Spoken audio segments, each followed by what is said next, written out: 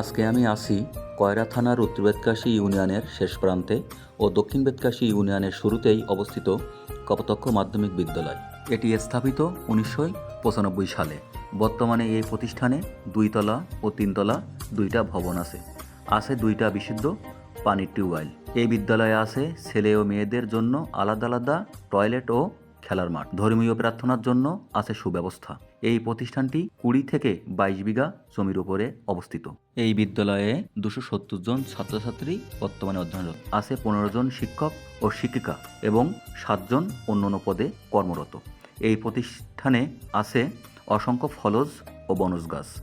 আছে টিফিনের সুব্যবস্থা। এই বিদ্যালয়ে শতকরা পাশের হার 100%। পূর্ব দিগন্তে যখন সূর্য উদিত হয় সবুজ ঘাসের বুক চিরে আলোয় আলোকিত হয় আমাদের কপোতাক্ষ মাধ্যমিক বিদ্যালয়।